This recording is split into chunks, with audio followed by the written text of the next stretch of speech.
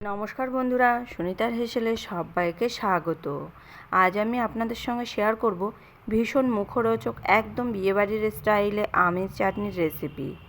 আশা করছি আপনাদের ভীষণই ভালো লাগবে। আমার চ্যানেল এখনও না সাবস্ক্রাইব করা থাকলে চ্যানেলটাকে সাবস্ক্রাইব করে নেওয়ার অনুরোধ রইল। তাহলে চলুন রেসিপিটি শুরু করা যাক। এখানে দেখুন আমি একটা বড় সাইজের আম নিয়েছি।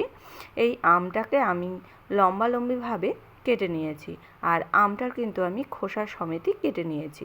কেটে পরিষ্কার করে ধুয়ে নিয়েছি। এবার আমটাকে আমি সেদ্ধ করে নেব। তার জন্য এখানে আমি একটা কড়াইতে পরিমাণ মতো জল নিয়ে নিয়েছি। এবার এই জলের মধ্যে আমি কেটে রাখা আমগুলোকে দিয়ে দিয়েছি। এবার এই আমের মধ্যে দিয়ে দেব সামান্য একটু লবণ দিয়ে আমটা কিন্তু একটু সেদ্ধ করে নেব। আমটা এদিকে সেদ্ধ হোক, তার মধ্যে আমি একটা ভাজা মশলা তৈরি করে নেব। দেখুন এখানে আমি কড়া বসিয়ে দিয়েছি। কড়াইতে দিয়ে দিয়েছি 1 চামচ 5 ফোড়ন, দিয়ে দেব হাফ শুকনো লঙ্কা, দিয়ে দেব সামান্য একটু তেজপাতা, আর দিয়ে দেব হাফ চামচ গোটা জিরে।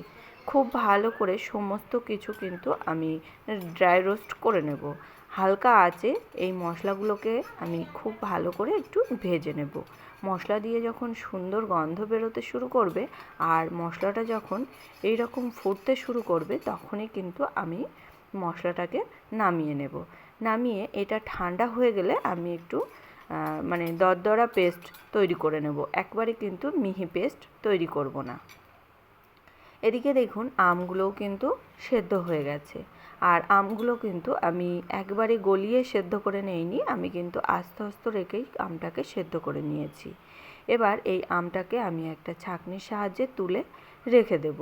আর এই আম সেদ্ধ করা জলটাকে কিন্তু আমি রেখে দেব, পরে আমাদের রান্নার কাজে ব্যবহার করতে হবে, তার কারণেই।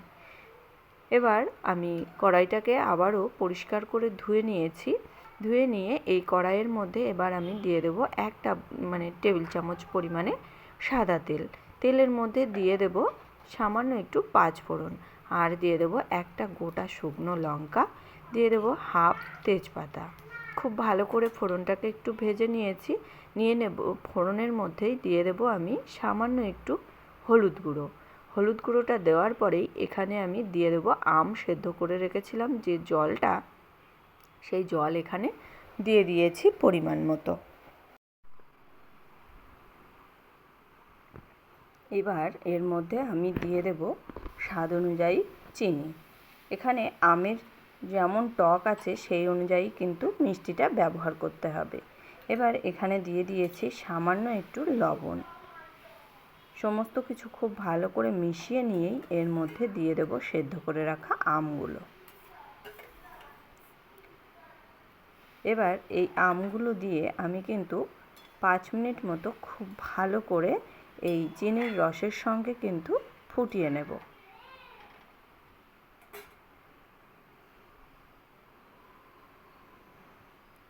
দেখুন এখানে আমি আমটাকে কিন্তু 5 মিনিট মতো খুব ভালো করে ফুটিয়ে নিয়েছি।